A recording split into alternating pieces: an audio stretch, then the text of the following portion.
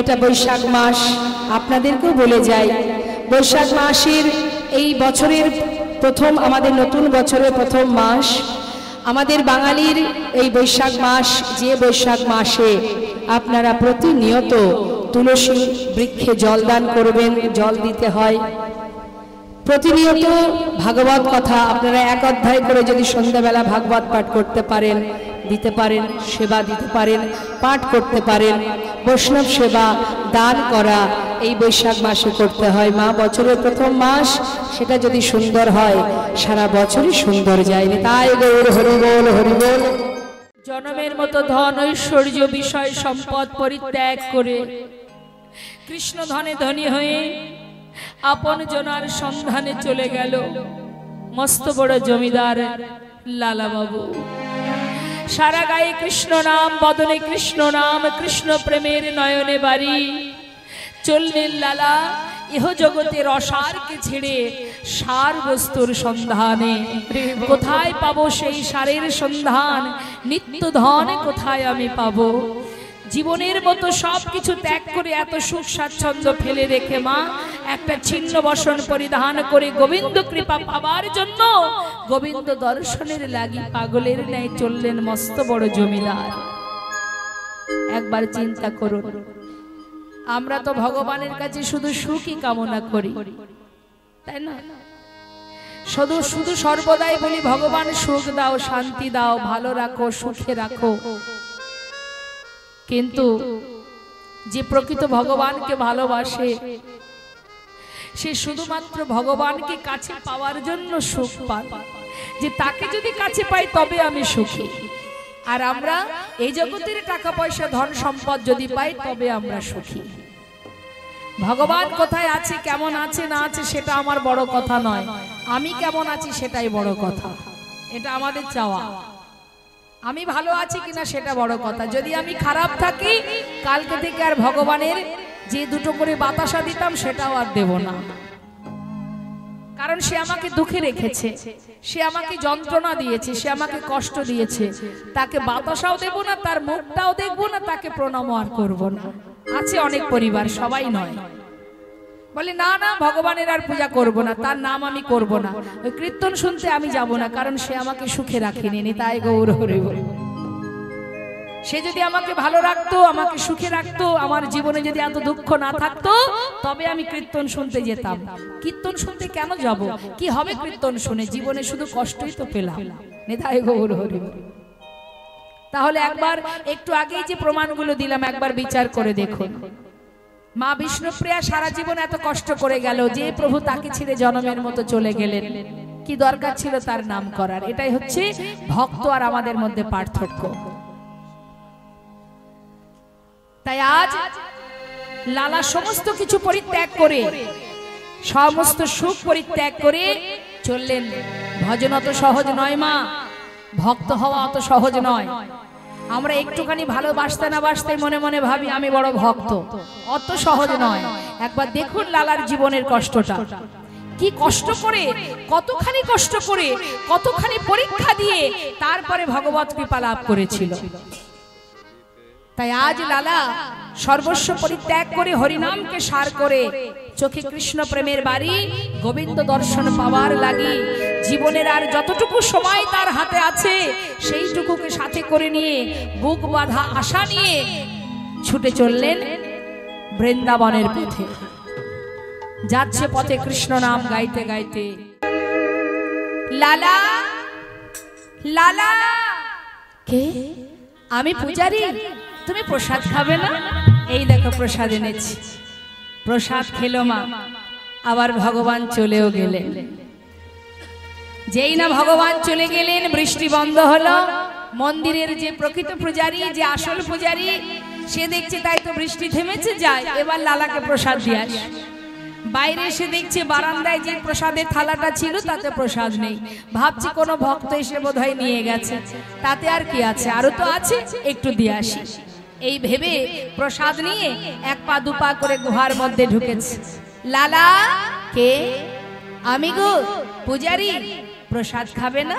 এই দেখো এনেছি, নাও প্রসাদ খেয়ে নাও। প্রসাদ? পূজারি আমি তো প্রসাদ খেয়েছি। খেয়েছো? খেয়ে দিল তোমায়? কেন? তুমি তো এসেছিলে, আমাকে প্রসাদ দিয়ে গেলে। আমি এসেছি? না তো, আমি তো আসিনি। আমি এই তো প্রথম এলাম। কি বলছো তুমি? হ্যাঁ, এই তো আমি এলাম। লালা, তুমি যে বলে এসেছিলে আমাকে প্রসাদ খাবে, এই তো এনেছি, দেখো।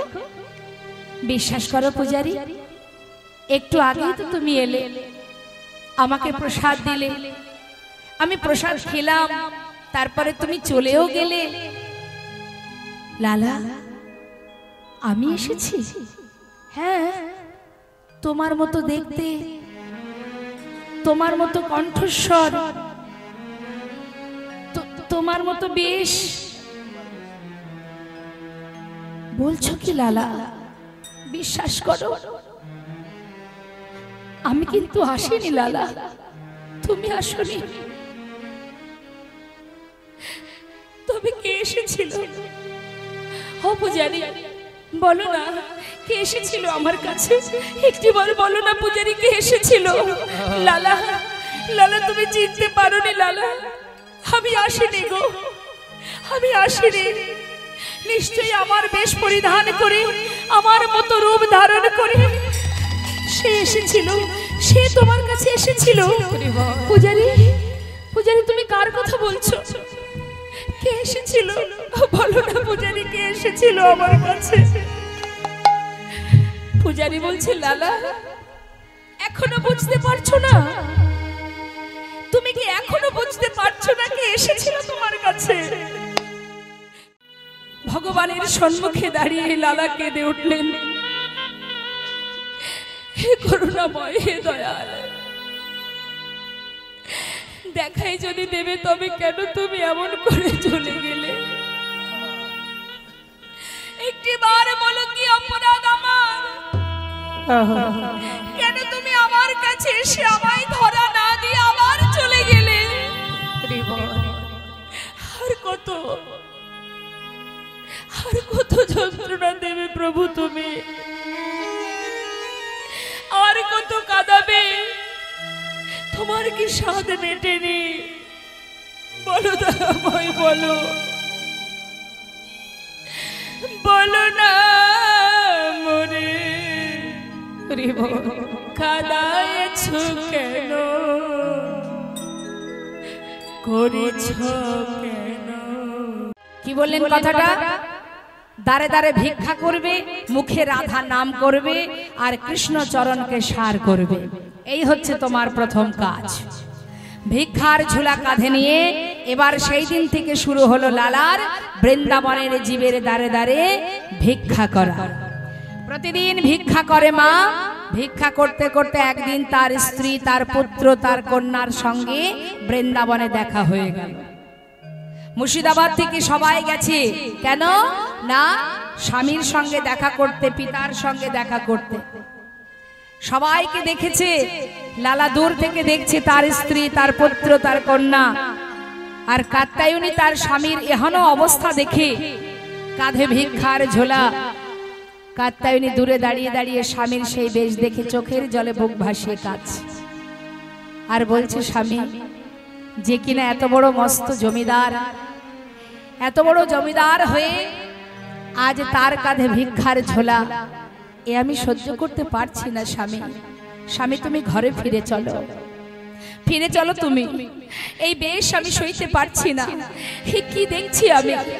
যার এত সুখ, যে এত সুন্দরভাবে জীবন যাপন করত, সে কিনা আজ দাঁড়ে দাঁড়ে ভিক্ষা করছে। স্বামী, স্বামী ফিরে চলো তুমি, ঘরে ফিরে চলো। লালা বলে উঠলেন, জমিদার আহা বলে উঠলেন, দেখো কাত্যায়নী, যা বলেছো আর বলো না। কোথায় যাব আমি বলো? আমি তো আমার ঘরে এসেছি, আর তো আমার যাওয়ার জায়গা নেই। যেখান থেকে এসেছো তুমি সেখানে চলে যাও, আমাকে কোথাও যেতে বলো না। আমি আপন ঘরে এসেছি, আমার নিজের ঘরে এসেছি, নিজের পরিবারের কাছে এসেছি। এটাই আমার আপন ঘর, এটাই আমার পরিবার। তাই যাও কাত্যায়নী, আমায় বাধা দিও না। নারায়ণ বললেন, বাবা তুমি যদি ফিরে আর না যাও, তাহলে বৃন্দাবনে একটা তোমার থাকবার জায়গা করে দিই। বেশ, তুই যদি করে দিতে পারিস আমার কোনো বাধা নেই। নারায়ণ কি করলেন, সেই সময় একটা মন্দির নির্মাণ করে দিলেন বৃন্দাবনে, যেটা আজও আছে মা লালার মন্দির বলে পরিচিত। বৃন্দাবনে রাধা কুণ্ডের পাড়েই সেই মন্দির আছে, লালা বাবুর মন্দির। যারা বৃন্দাবনে গিয়েছেন, দর্শন করেছেন নিশ্চয়ই সেই লালার মন্দির। তা সেই মন্দিরে যে বিগ্রহ স্থাপন হয়েছে, যে বিগ্রহের সেবা হয়, সেই বিগ্রহের নাম হলো কৃষ্ণচন্দ্রমা। এখন মন্দিরের ভিতরে বিগ্রহ স্থাপন হয়েছে বটে, কিন্তু সেই বিগ্রহের সেবা দেয় কে? লালা দেয় না। কেন দেয় না? তার তো দীক্ষা হয়নি, সেই কারণে সে সেবা দিতে পারে না।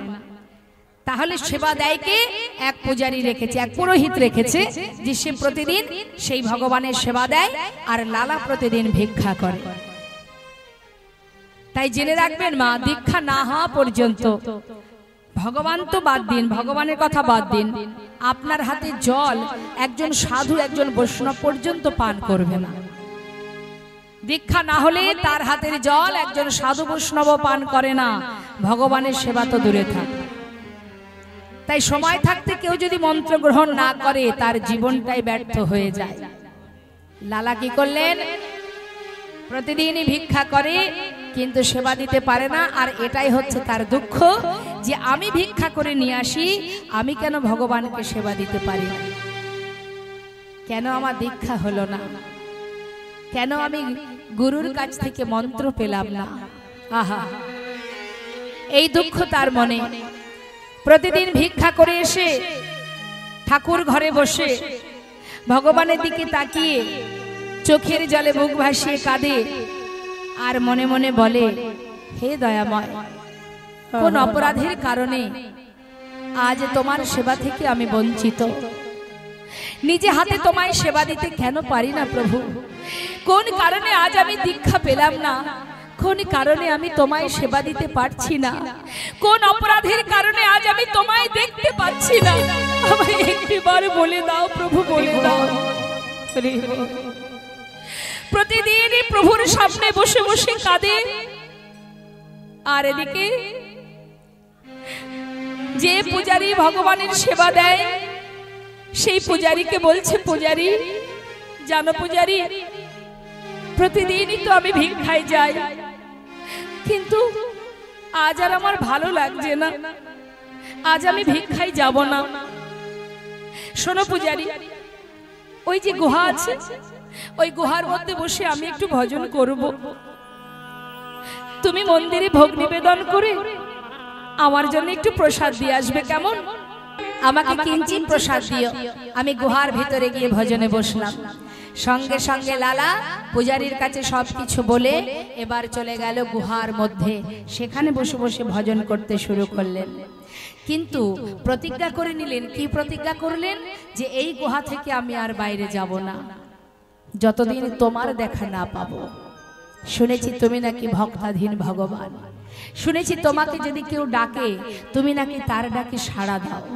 ডাকার মতো যত সময় তোমাকে ডাকতে না পারবো, তত সময় গুহা থেকে আমি আর বাইরে বেরোবো না। প্রতিজ্ঞা করলেন মা।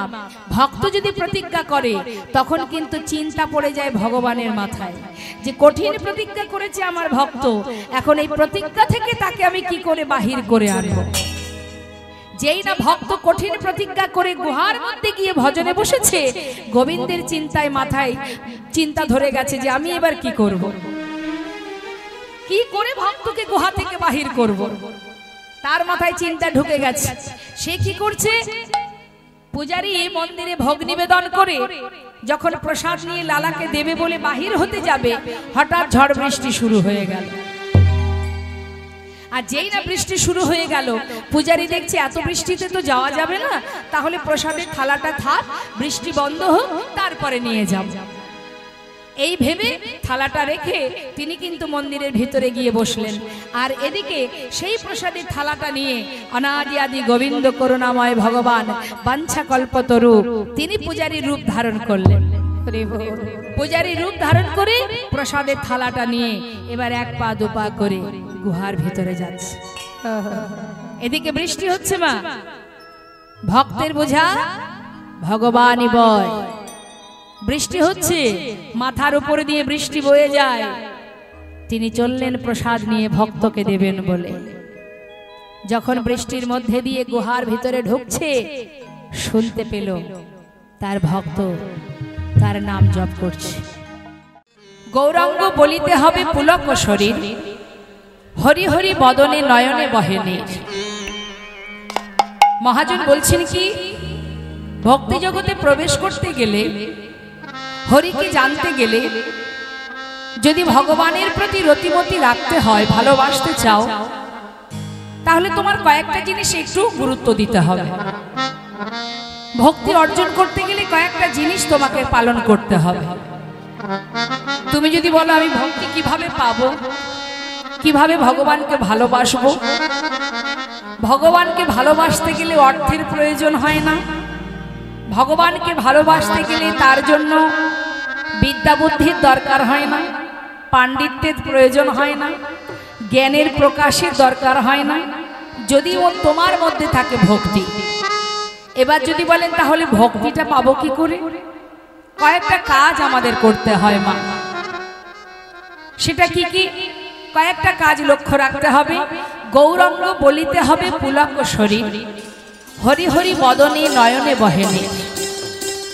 তুমি হরিকে ডাকবে, ভগবানকে ভালোবাসবে, তার নাম করবে, মনের মধ্যে রাখবে আনন্দ, পুলক শরীর, মনের মধ্যে পুলকিত থাকবে। কিন্তু আমরা কি করি তার বিপরীতটা। যখন আমাদের ভিতরে দুঃখ থাকে, যন্ত্রণা থাকে, তখন আমরা হরির চরণে গিয়ে আছড়া পিছড়ে খাই, তার চরণে গিয়ে মাথা ঠুকি, কাঁদি, দুঃখ করি, তার নাম করি এবং তার জন্য বসে বসে ঠাকুর ঘরে বসে বসে কাঁদি। যখন জীবনে দুঃখ আসে তখন ভগবানকে ডাকি। রাম ভক্ত তুলসীদাস কলম দিলেন, দুঃখ পায়সে হরি ভাজে, সুখ না ভাজে কই। দুঃখের সময় ভগবানকে ডাকি, সুখের সময় নয়। কিন্তু কেউ যদি সুখের সময় ভগবানকে ডাকে, সুখ মে যে হরি ভাজে, দুঃখ কাহা সে है रे मनवा, দুঃখ কাহা সে। সুখের সময় যদি কেউ ভগবানকে ডাকে, তার জীবনে দুঃখ আসে না। জাগতিক জগতের দুঃখ আমাদেরকে জর্জরিত করতে পারে। জাগতিক জগতের দুঃখ পেলে আমরা ভেঙে পড়ি, কষ্ট হয়, যন্ত্রণা হয়। কিন্তু যারা প্রকৃত ভগবানকে ভালোবাসে তারা কিন্তু এই জাগতিক জগতের দুঃখতে ভেঙে পড়ে না। তারা জানে সংসার জীবনে বেঁচে থাকতে গেলে এর মধ্যে সুখ দুঃখ দুহু ভাই এরা আসবে এবং যাবে। কেউ চিরকাল থাকবে না তোমার জীবনে, না দুঃখ থাকবে না সুখ থাকবে। যেমন রাতের পরে দিন, দিনের পরে আবার রাত। পারবো না আমরা অন্ধকারকে ধরে রাখতে, পারবো না আমরা দিনের আলোকে ধরে রাখতে, না পারবো চাঁদকে ধরে রাখতে, না পারবো সূর্যকে ধরে রাখতে। এরা যেমন সময় মতো আসবে আবার সময় মতো চলে যাবে, এদের যেমন পরিবর্তন হচ্ছে আমাদের জীবনেরও ঠিক তদ্রূপ। আমাদের জীবনে দুঃখ আসবে আবার সুখও আসবে। তাহলে এর জন্য কেঁদে কি হবে? যতদিন ধরাতে বেঁচে আছি সুখ দুঃখ দুহু ভাই এদেরকে নিয়েই আমাদের চলা। তাহলে তার মধ্যে দিয়ে আমাদের একটা জিনিস পেতে হবে, সেটা হলো ভগবত চরণ। ভগবান আহা কি হচ্ছে? জয় রাধে, হরে কৃষ্ণ। জয় রাধে, জয় রাধে, জয় রাধেশ্যাম, নিতাই গৌর হরি বল। জয় নিতাই, জয় গৌর, জয় রাধে। মহাজন বলছেন এই প্রাকৃত জগতে যা কিছু পাওয়ার আমরা পাবো, তিনি আমাদের জন্য যেটুকু রেখেছেন সেটুকু আমরা পাবো।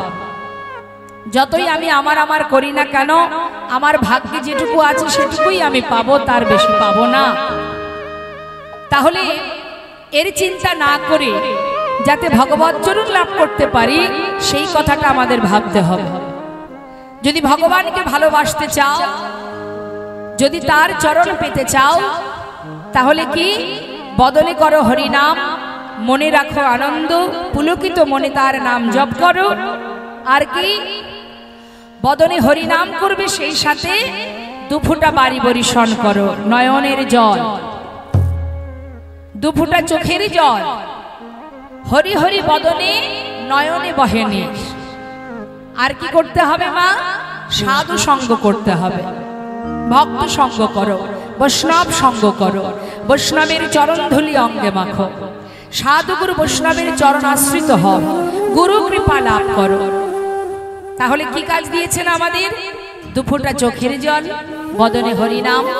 দুঃখ প্রকাশ করে নয়, সুখে রাখো, ভালো রাখো, শান্তিতে রাখো, এটা দাও ওটা দাও, এই জন্য ভগবানকে ডেকে লাভ নেই। তোমার যেটুকু প্রাপ্য তুমি পাবে, এর জন্য চেয়ে লাভ নেই। সুদামা জীবনে কিছুই চাইনি, কিন্তু না চাইতে জীবনে সবকিছু পেয়েছিল। কেন? তার বিশ্বাস ছিল গোবিন্দের প্রতি, ভালোবাসা ছিল। সে ধনী ছিল কৃষ্ণ ধনে ধনী, কৃষ্ণ নামের ধনে ধনী। জীবনে যত দুঃখই আসুক না কেন, সুদামা বদনে শুধু কৃষ্ণ নাম জপ করে গেছে। শাস্ত্রে বললেন, ভাবছো বসে চলবে কিসে, তুমি ভাববার কে, যার ভাবনা সেই ভাবে, তুমি ভাবো তাকে। নিতাই গৌর হরি। তাহলে আমাদের কটি কাজ মা? এক, সৎ গুরুচরণ আশ্রয় করা, গুরু কৃপা। গুরু কৃপা ছাড়া তুমি কোনোদিন যেতে পারবে না সেই পথে। কেউ তোমাকে বলবে না যে তুমি এই পথে যাও, এই পথে গেলে গোবিন্দ পাবে। তাহলে গুরু কৃপা লাভ করা, সাধু সঙ্গ করা, আর কি দুফোঁটা চোখের জল, পুলকিত শরীরে মধুমাখা হরিনাম জপ করো, হরিনাম মহামন্ত্র জপ করো। এই হরিনাম কোথায় ছিল? রাধারানীর হৃদয় ভাণ্ডারে। শাস্ত্রে বললেন, সেই মধুমাখা হরিনাম নিয়ে লোকে নদিয়ার চাঁদ আমার করুণাময় গৌর সুন্দর। যেটা গোপনে ছিল, রাধারানীর খাস ভাণ্ডারে ছিল, সেই অমৃত মধুমাখা হরিনাম জীবের দ্বারে দ্বারে তিনি প্রচার করলেন। বললেন, কলিযুগে নাম ছাড়া নাহি আর ধর্ম, সর্বধর্ম সার নাম এই শাস্ত্র মর্ম। হরিনাম জপ করলে কি হবে? বৈষ্ণব মহাজন বললেন, হরিনাম জপ করলে সব রকমের ফল পাওয়া যায়। কেউ যদি হরিনাম জপ করে, শাস্ত্রে মহাজন বলছেন, দান ব্রত তপ তীর্থ ক্ষেত্রাদি নাঞ্ছা যায় স্থিতা, শক্তয় দেব মহাতং সর্ব পাপ হর শোভা, রাজস্ব অশ্বমেধানং জ্ঞানাধ্যত্ত বস্তুন, আকৃষ্ট হরিনামে স্থপিত সেই সুনামেশু। অর্থাৎ দান করলে তার একটা পুণ্য অর্জন করা যায়। আপনি যদি কাউকে কিছু দান করেন, তাতে একটা পুণ্য অর্জন হয়, একটা কৃপা হয়, ভগবানের একটা কৃপা আপনি পান। যদি আপনি ব্রত করেন, তাতে একটা পুণ্য ফল পাওয়া যায়। যদি আপনি যাগ যজ্ঞ করেন, যদি আপনি তীর্থে যান, অন্নদান, বস্ত্রদান, এই রকম ভালো কাজ, শুভ কাজ, যত রকমের জগতে ধর্মীয় কাজ আছে, প্রত্যেকটি কাজে কি আছে না একটা পুণ্য অর্জন করা যায়। ভালো কাজ করলে কি হয়? যদি ভালো একটা কাজ করি, ভগবানের আশীর্বাদ পাওয়া যায়, তাই তো? তাহলে শাস্ত্রে বললেন, আমাদের ইহ জগতে যত রকমের পুণ্য আছে, যত রকমের ধর্মীয় কাজ আছে, সমস্ত কাজের আলাদা আলাদা পুণ্য ফল আমরা লাভ করি। কিন্তু কেউ যদি হরিনাম মহামন্ত্র জপ করে, কি হবে? যত রকমের পুণ্য ফল আছে, কেউ বা মা কালীর পূজা করে, কেউ শিবের পূজা করে, কেউ সৌর সাধনা করে, কেউ বা আবার গণেশ পূজা করে, কেউ ঠাকুর অনুকূলকে ভজে, কেউ লোকনাথকে ভজে। যে যাকে ভালোবাসো না কেন, ভালোবাসলে কি হয়? তার আশীর্বাদ পাওয়া যায়। তাহলে মহাজন বললেন, জীব যদি হরিনাম জপ করে, জগতে যত রকমের পুণ্য আছে, সমস্ত রকমের পুণ্য এক হরিনামেই লাভ করা যায়। নিতাই গৌর হরি বল। তাহলে নাম ছাড়া কলিজীবের নাহি আর ধর্ম। যে ধর্মের মধ্যে জগতে সমস্ত রকমের পুণ্য ফল আমরা লাভ করতে পারবো, তাহলে সেটাই করব আমি। মনের আনন্দে, উৎফুল্ল মনে, মনের আনন্দে হরিনাম জপ করব। হরিনাম জপ করেছিলেন হরিদাস ঠাকুর, নামাচার্য শিলা ঠাকুর হরিদাস, যিনি 3 লক্ষ নাম জপ করতেন। শাস্ত্রে বললেন ইচ্ছায় করো, অনিচ্ছায় করো, হেলায় করো, শ্রদ্ধায় করো, যেভাবেই তুমি হরি নাম করো না কেন, কৃষ্ণ নাম করো না কেন, তাতেই তোমার কল্যাণ। অনেকে আছে না, কাউকে ব্যঙ্গ করতে গিয়ে মুখে বলে জয় নিতাই, কাউকে তিরস্কার করতে গিয়ে মুখে বলে হরে কৃষ্ণ, হরে কৃষ্ণ। তাতেও মঙ্গল বাবা, তাতেও মঙ্গল। কেউ যদি ঝাল খায় তাহলে তার ক্রিয়াটা কি? একটা লঙ্কা যদি কেউ চিবায়, কামড়ায়, লঙ্কা খেলে স্বাদটা কি হয়? কেমন লাগে? মিষ্টি, ঝাল লাগে, তাই তো? আর কেউ যদি চিনি খায় তাহলে কেমন লাগবে? মিষ্টি লাগবে। তাহলে প্রত্যেকটি জিনিসের ক্রিয়া আছে, যেভাবেই বলো না কেন, যাই যেভাবে যে কারণেই বলো না কেন, কোনো কিছু যদি ইঙ্গিত করতে গিয়ে, মনে করুন হয়তো বললো আরে যাবি নাকি কৃষ্ণনগর, এই যে কথাটা বারবার বলছি, কৃষ্ণনগর কৃষ্ণনগর, কৃষ্ণ উচ্চারণ হচ্ছে তো মা, তুমি যেভাবেই বলো। আগেকার সময়ে আমাদের ঠাকুমা দিদিমারা সন্তানদের নাম রাখতেন ভগবানের নামে। কেন রাখতেন? তাতেও একটা কৃপা আছে। ভগবানের নামে নাম রাখলে কি হয়? ভগবানের নাম জপ করা হয়। নিতাই, গৌরাঙ্গ, সীতানাথ, আগেকার সময় নারায়ণ, তাতে কি হতো না, তার নাম জপ হতো। তার বড় প্রমাণ অজামিল, নিতাই গৌর হরি বল হরি বল। অজামিলের অনেক সন্তান, অজামিল ডাকাতি করে বেড়াতো, জীবনে ভগবানকে ভালোবাসতো না, কিন্তু সেই অজামিলের ছোট ছেলের নাম ছিল নারায়ণ। অন্তিম সময় যখন আসে অজামিল, তখন যমদূত পাঠিয়ে দিয়েছে, এসে গেছে যমদূত, অজামিলকে নিয়ে যাবে। আর তখন সে নারায়ণকে ডাকছে, নিজের সন্তানকে। যমদূতকে দেখে অন্তিম কালে যমদূতকে দর্শন করে ভয়ে থরথর করে কাঁপছে, আর নিজের ছোট ছেলে নারায়ণকে ভয়ে চিৎকার করে ডাকছে, নারায়ণ একবার আমার কাছে আয়, যম যে আমায় নিয়ে চলে যাচ্ছে, বাবা তুই একবার নারায়ণ আমার কাছে আয়, নারায়ণ আমার কাছে আয়, নারায়ণ আমার কাছে আয়। তার সেই আর্তনাদ, সঙ্গে সঙ্গে বিষ্ণুলোক থেকে 4 জন দূত চলে এলো, নিতাই গৌর হরি বল। এখন যমদূতকে দর্শন করে বলছে কি ব্যাপার তোমরা এখানে? বলছে সময় হয়েছে, ওকে নিতে এলাম। বলে দেখছো না ও নারায়ণকে ডাকছে? বলছে দেখো, ও যে নারায়ণকে ডাকছে সেটা তো বৈকুণ্ঠের নারায়ণ নয়, ওর ছেলের নাম নারায়ণ, সেই নাম ধরে ডাকছে। বলে যেভাবেই বলুক না কেন, ছেলের নাম ধরে ডাকছে, নারায়ণ বলছে, এই যে সে নারায়ণ বলে ডাকছে, যার কারণে ওর এখন মৃত্যু হবে না। ও যেভাবেই বলুক না কেন, নারায়ণ বলে তো চিৎকার করছে, তাই ওর এখন মৃত্যু নেই। চলে গেল মা যমদূত, আর সেই সন্তানের নাম ধরে নারায়ণ বলে ডাকতে ডাকতে সেই দিন থেকে অজামিল কৃষ্ণ নাম ছাড়া আর কিচ্ছু করতেন না। যেদিন তার শেষ নিঃশ্বাস পরিত্যাগ হয়, স্বয়ং বৈকুণ্ঠের নারায়ণ সোনার সিংহাসনে করে অজামিলকে নিয়ে গিয়েছিলেন। তাই গৌর হরি বল হরি বল।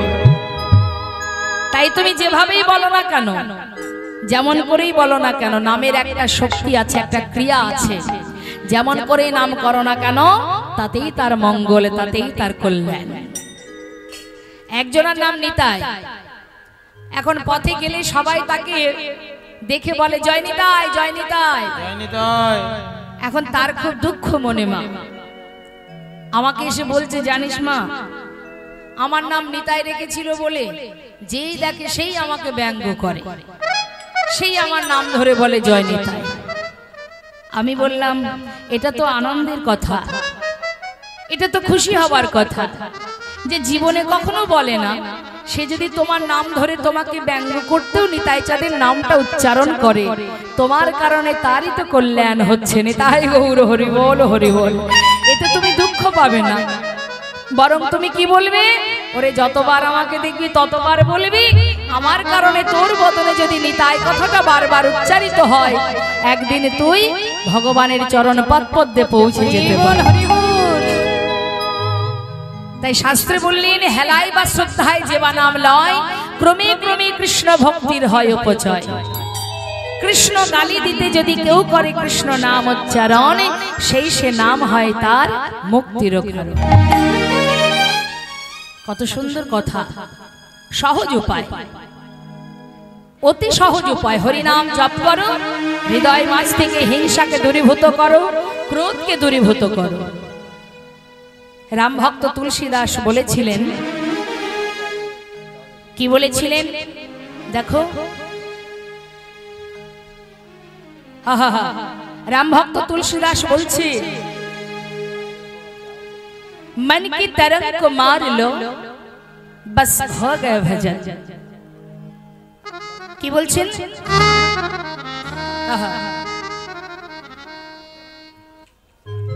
বলছেন मन की तरंग को मार लो बस हो गए भजन, आदत बुरी सुधार लो बस हो गए भजन।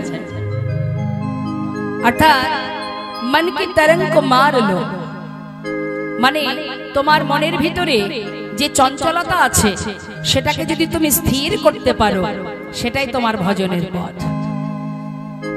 মনের ভিতরে যে ক্রোধ আছে, যে হিংসা আছে, যে কুবুদ্ধি আছে, সেগুলোকে যদি দূর করতে পারো, তবেই তোমার ভজনের পথ। সুধাম বৃন্দাবন, বৃন্দাবনে ভগবান শ্রীকৃষ্ণের চরণ পাদ পদ্ম লাভ করেছিলেন এমন অনেক ভক্তের কথাই আমরা জানি। নামাচার্য শিল ঠাকুর হরিদাস, ষড় গোস্বামী জয়রূপ সনাতন ভট্ট রঘুনাথ, শ্রীজীব গোপাল ভট্ট দাস রঘুনাথ, এরকম অনেক বৈষ্ণব আছে, অনেক ভক্ত আছে যারা গোবিন্দ চরণ পেয়েছেন। তো আজ আমরা যে ভক্তের কথা শুনবো, সেই ভক্তের নিবাস বেশি দূর নয়, কাছাকাছি আমাদের এখান থেকে মুর্শিদাবাদ জেলার মস্ত বড় জমিদার, যিনি ছিলেন গঙ্গা গোবিন্দ সিংহ। এই গঙ্গা গোবিন্দ সিংহের পুত্রের নাম প্রাণকৃষ্ণ সিংহ। প্রাণকৃষ্ণের পুত্রের নাম কৃষ্ণচন্দ্র সিংহ। সিংহ পরিবার। তাহলে গঙ্গা গোবিন্দের ছেলের নাম প্রাণকৃষ্ণ, প্রাণকৃষ্ণের ছেলের নাম কৃষ্ণচন্দ্র। ঠাকুর দাদা আদর করে তার নাম দিয়েছিল লালা। তাহলে ঠাকুর দাদাকে লালা, ঠাকুর দাদা হচ্ছে গঙ্গা গোবিন্দ সিংহ, আদর করে নাতির নাম দিয়েছে লালা। কিন্তু সেই লালার লক্ষণটা অন্যান্য শিশুদের মতো নয়। সে কি করে, প্রতিদিন কাচারি বারান্দায় বসে থাকে, বাইরের দিকে তাকিয়ে তাকিয়ে সকলে কে কেমন কি করছে না করছে সেগুলো লক্ষ্য রাখে। একটু দয়ালু, একটু ভক্তি মার্গের ছিল ছোটবেলা থেকেই। ভগবত চরণে তার রতিমতি ছিল। শিশুকাল থেকে ভগবানকে ভালোবাসত এবং দয়ালু ছিলেন। যখন তার 12 বছর বয়স, কথাগুলোর মধ্যে একটু মন দেবেন, লীলা আস্বাদনে বসলে লীলার দিকেই ধ্যান রাখতে হবে, তবেই ভালো লাগবে। তা কাচারি বারান্দাতে বসে আছেন ছোট্ট 12 বছরের ছেলে লালা। হঠাৎ জমিদারের সদর দরজার সামনে দাঁড়ালেন এক কন্যাদায় গ্রস্ত এক পিতা ব্রাহ্মণ। তিনি এসে ভিক্ষার জন্য, মানে সাহায্যের হাত বাড়িয়েছেন। যেই না সাহায্যের হাত বাড়িয়েছে, সঙ্গে সঙ্গে সেই যে দ্বারে প্রহরী আছে, দাঁড়িয়ে আছে, সে তাকে বললেন এখানে কোনো সাহায্য দেওয়া যাবে না, চলে যাও। যখনই বলল চলে যাও, তখন অসহায় পিতা করজোড়ে বললেন, দেখো আমি কন্যাদায়গ্রস্ত পিতা, আমাকে কিছু অন্তত সাহায্য করো। মনিটরের সাউন্ড একটু বাড়িয়ে রাখুন, মনিটরটা। কিছু একটু সাহায্য করুন, আমি অসহায় বাবা, আমি বিপদে পড়ে এসেছি। এত বড় জমিদার যিনি, তার তো কোনো কিছুর অভাব নেই, তো আমাকে কিছু সাহায্য করুন। বললাম না এখানে কিছু সাহায্য হবে না। বারবার বলা সত্ত্বেও যখন কথা শুনছে না, তাকে ধাক্কা দিয়ে তাড়িয়ে দিচ্ছে। এবার একবার দুবার এইভাবে যখন ঘাড় ধাক্কা দিয়ে তাড়িয়ে দিচ্ছে, তখন সেই 12 বছরের ছেলে লালা জিজ্ঞাসা করলেন, দাঁড়ি তুমি ওনাকে তাড়িয়ে দিচ্ছ কেন? বলে উঠলেন, বাবু ওকে এত করে নিষেধ করছি, কোনো কথাই শুনছে না। এখানে একটা নিষেধ আছে, এই মহলের একটা নিষেধাজ্ঞা আছে, কোনোদিন কাউকে কিছু সাহায্য করা যাবে না। ওকে বলা সত্ত্বেও শুনছে না, সেই কারণে ওকে আমি তাড়িয়ে দিচ্ছি। ছোট্ট 12 বছরের ছেলে বলে উঠলেন, কেন সাহায্য করা যাবে না? যিনি অসহায় পিতা এসেছেন জমিদারের কাছে সাহায্যের জন্য, এত বড় ধন ঐশ্বর্যের মালিক যিনি, তিনি কিছু দান করতে পারবে না? এ কেমন নিয়ম? এই নিয়ম আমি পছন্দ করি না। এক্ষুনি তুমি যাও, আমার পিতাকে গিয়ে বলো সে যেন 1000 টাকা এই অসহায় পিতাকে দান করে দেয়। সঙ্গে সঙ্গে দাঁড়ি ভিতর ঘরে গিয়ে প্রাণকৃষ্ণ সিংহকে বললেন, বাবু আপনার সন্তানের আদেশ, এক কন্যাদায়গ্রস্ত ব্রাহ্মণ দাঁড়িয়ে আছে, তাকে কিছু সাহায্য করতে হবে। তা আপনার ছেলে মানে ছোট বাবু সে আদেশ করেছে 1000 টাকা তাকে দিতে হবে, আপনি সেই 1000 টাকা আমাকে দিন, আমি তাকে দিয়ে আসি।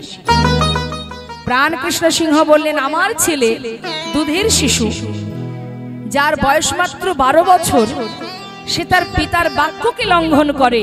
এত বড় উদ্ধত্ত আমার সন্তানের, এত বড় স্পর্ধা ওর, তুমি ওকে বারণ করে দিয়েছো। শোনো, 1000 টাকা ওই ব্রাহ্মণকে দিয়ে দাও, যেহেতু সন্তান বলেছে, তার তো একটা মান আছে।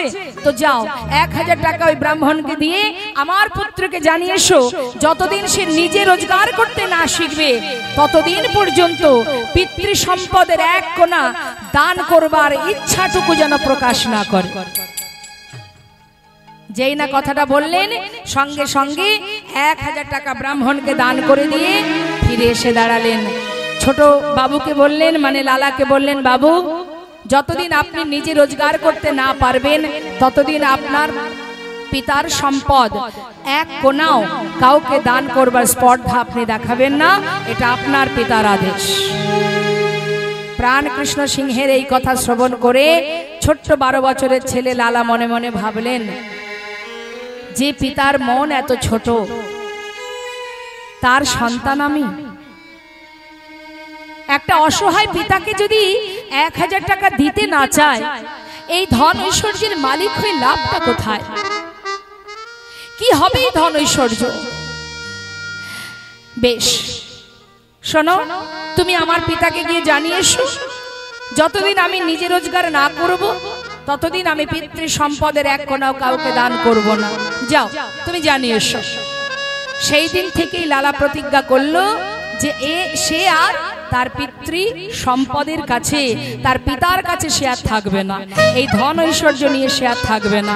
কি করলো না, সবকিছু ত্যাগ করে দিয়ে জনমের মতো স্থির করলেন মনে মনে, যে পিতার মন এত ছোট, এমন যার মনের মানসিকতা, এমন নিচু মনের পরিচয় যে দিয়েছে, তার মুখ আমি আর দেখব না।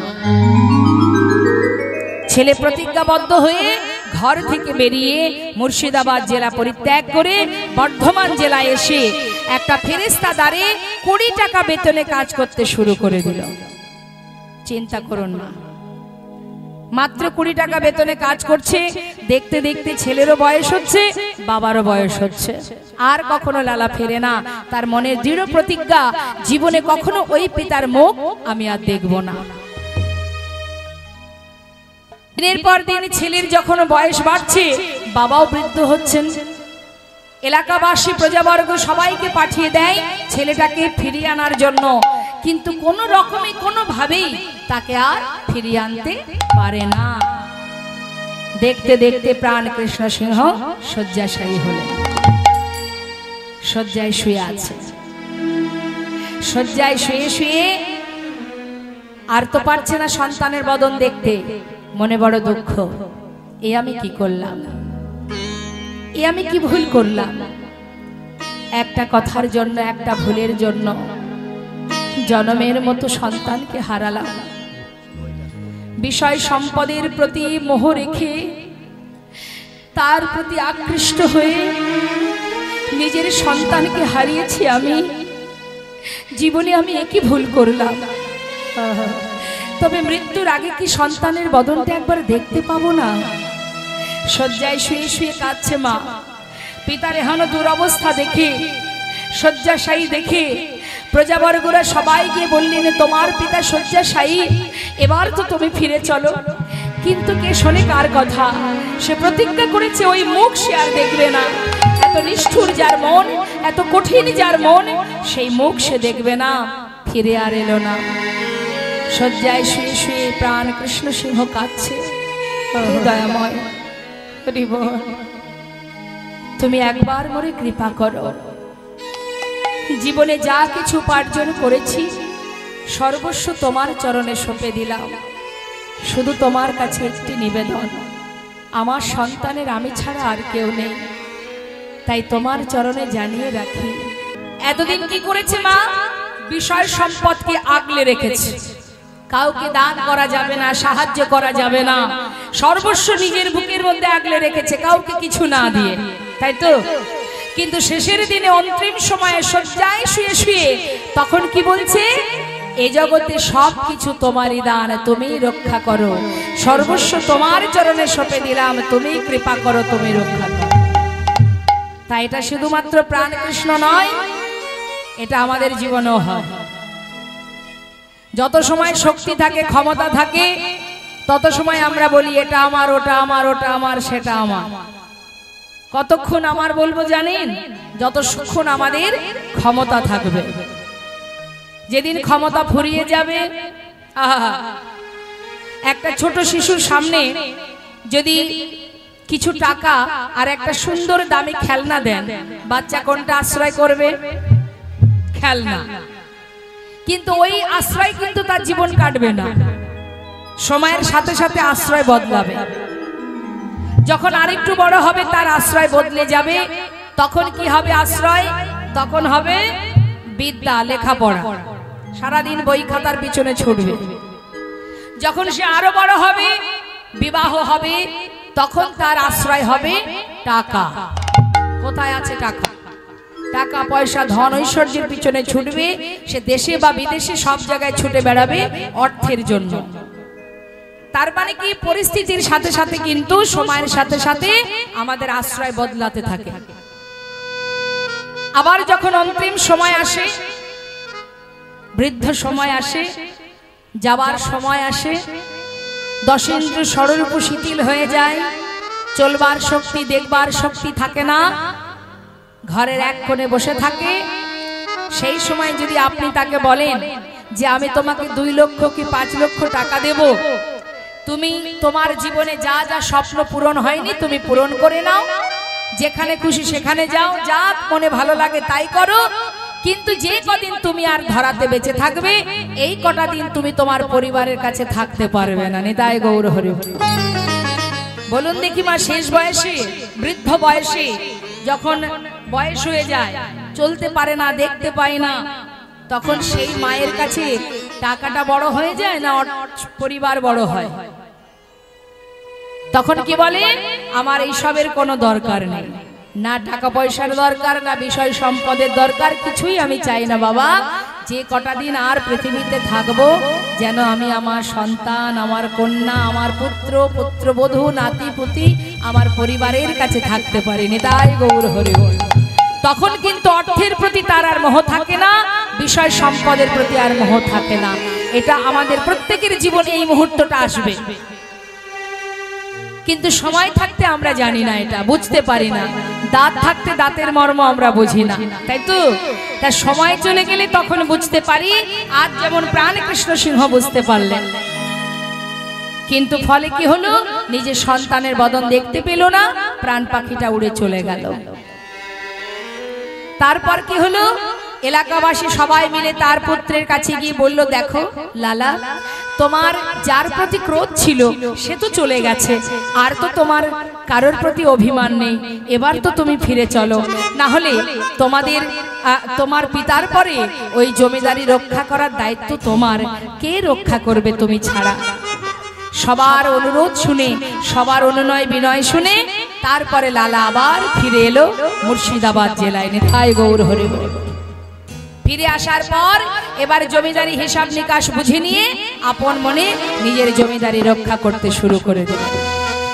রক্ষা করতে করতে দেখতে দেখতে তার উপযুক্ত বিবাহের বয়স হয়েছে, তাই ভালো দিন দেখে সুকন্যার সন্ধান করে বিবাহ দিল। বিবাহ তো হলো মা, 1 বছর 2 বছর চলে গেল, একটি পুত্র সন্তান হলো। ছেলের নাম রাখলেন নারায়ণ। নিতাই গৌর হরি বল। একদিকে জমিদারি রক্ষা হচ্ছে, আর একদিকে সন্তানের নাম দিয়েছে নারায়ণ। তার একটা পালিতা কন্যা আছে যার নাম সুমতি। তাহলে পরিবারে কয়জন? মাত্র 4 জন। লালা, তার স্ত্রী কাত্যায়নী, ছেলে নারায়ণ, কন্যা সুমতি। এই 4 জনকে নিয়েই তার সুখের জীবন আর জমিদারি রক্ষা চলছে মা। বড় আনন্দে দিন কাটে, আনন্দে মহা আনন্দে জীবন যায়। কিন্তু ভগবান ভক্তকে পদে পদে পরীক্ষা করেন। তাই গৌর হরি বল। যারা ভগবানকে ভালোবাসে তাদেরকে কিন্তু পরীক্ষা দিতে হয়। পরীক্ষাটা কেমন? ভগবান বললেন, যে করে আমার আশ আমি তার করি সবনাশ, তথাপিও যে না ছাড়ে আমার পাশ আমি হই তার দাসানুদাস। ভগবানের মনকে চুরি করেছিলেন কে? প্রেমময়ী রাধারানী।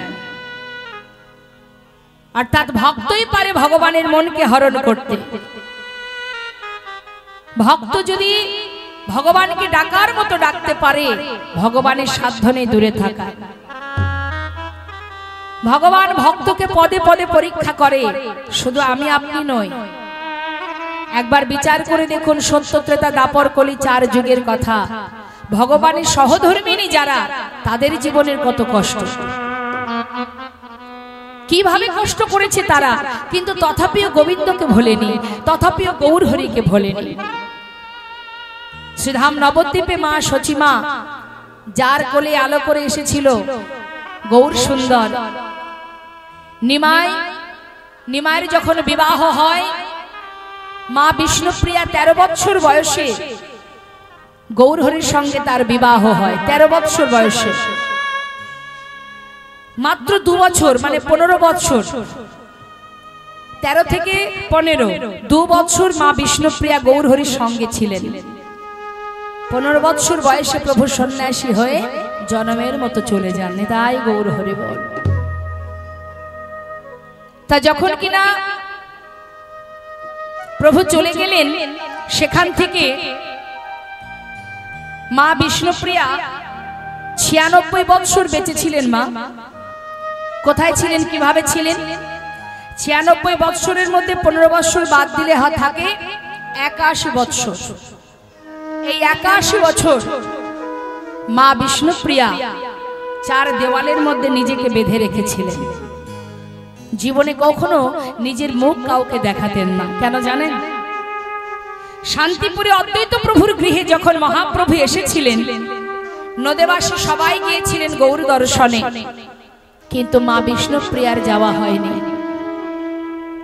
কারণ তিনি ছিলেন গৌর হরির সহধর্মিনী। যার গৌর, তার ভাগ্যে হয়নি দেখা, তিনি যেতে পারেননি মা। তাই মা বিষ্ণুপ্রিয়া মনে মনে ভেবেছিলেন, যে বদন দেখলে আমার প্রভুর ভজনে বিঘ্ন ঘটে, যে বদনে আজ আমি প্রভুকে দেখতে পেলাম না,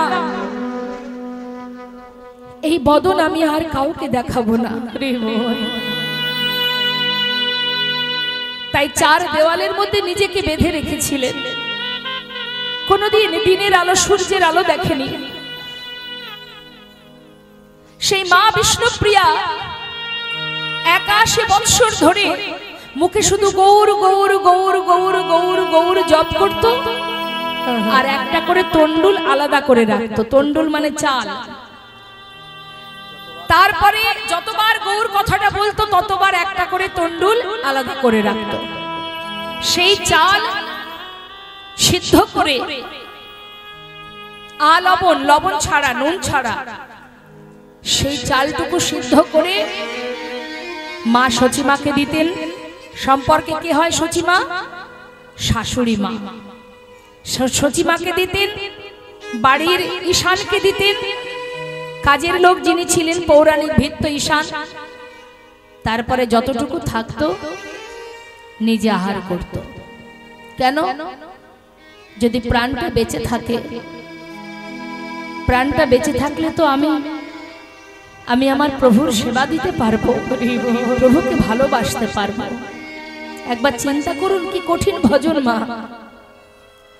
বৃন্দাবনে রাধারানী শত বৎসর হারা হয়েছিলেন গোবিন্দকে, কিন্তু তথাপিও বাবা রাধারানী কখনো দেবর্ষী নারদ, কখনো বৃন্দাদূতী, কখনো ললিতা সখী, তাদের কাছ থেকে গোবিন্দের খবরাখবর পেত। সে কোথায় আছে, কেমন আছে না আছে সন্ধান নিত।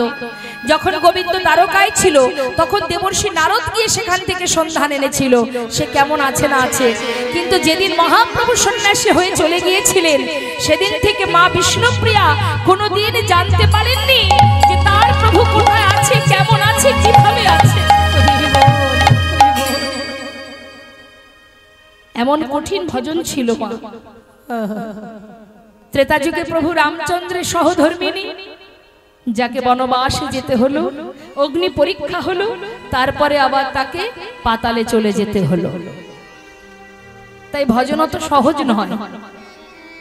জীবনে যদি ত্যাগ করতে না জানি, জীবনে যদি ভালোবাসতে না জানি, তাহলে কিসের ভক্ত, কিসের ভক্তি, কিসের ভজন? ভালোবাসার মতো ভালোবাসতে আমরা পারিনি, তাই এখনো সংসার জীবনে ত্রিতাপ জ্বালা ভোগ করে যাচ্ছি। আজ প্রাণ কৃষ্ণ সর্বস্ব পরিত্যাগ করে দিল। লালা এসে জমিদারি রক্ষা করতে করতে হঠাৎ করে তার জীবনে কিভাবে ত্যাগের সৃষ্টি হলো দেখুন,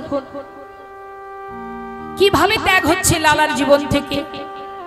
দ্বারে এসে পৌঁছালো এক ভিখারি। কখন যে কার ভিতরে বৈরাগ্য আসে, কখন কিভাবে কার মধ্যে ত্যাগের সৃষ্টি হয়। সাধু সঙ্গ সর্বশাস্ত্রে কয়, লব মাত্র সাধু সঙ্গে সর্বসিদ্ধি হয়। একমাত্র সাধু সঙ্গ না করলে, বৈষ্ণব সঙ্গ না করলে, ভক্তি চরণ ধরে অঙ্গে না মাখলে কোনোদিন তুমি জানতে পারবে না, কোনোদিন বুঝতে পারবে না, কখনো হৃদয় মাঝে কৃষ্ণ ভক্তি জাগরিত হবে না। তা কিভাবে কার থেকে তুমি উদ্ধার হবে কে বা জানে। এখানে যে সকল ভক্তরা বসে আছে, কত সাধুগুরু বৈষ্ণব বসে আছে, নিষ্ঠা ভক্ত বসে আছে, দেখা যাচ্ছে তাকে দেখলে মনে হবে না যে সে ভক্ত। হয়তো তার ললাটে তিলক নেই, হাতে নামের মালা নেই, দেখলে মনে হবে না যে সে ভক্ত, কিন্তু সে পরম ভক্ত। প্রতিদিন দিনের শেষে বিছানায় ঘুমাতে গিয়ে তার আগে হলেও প্রভুকে একবার স্মরণ করে, দয়াময় ভজন জানি না, সাধন জানি না, কেমন করে তোমায় ডাকতে হয় জানি না, তুমি করুণাময়, তুমি দয়াল, আমার মতো পাষণ্ডকে তুমি তোমার চরণে ঠাঁই দিও। এমন ভক্ত আছে, এইখানেই আছে, যে দিনের শেষে একবার হলেও প্রভুর নাম জপ করে। তাই এমন দীনতা যদি কারোর থাকে মা, আর কিচ্ছু লাগে না।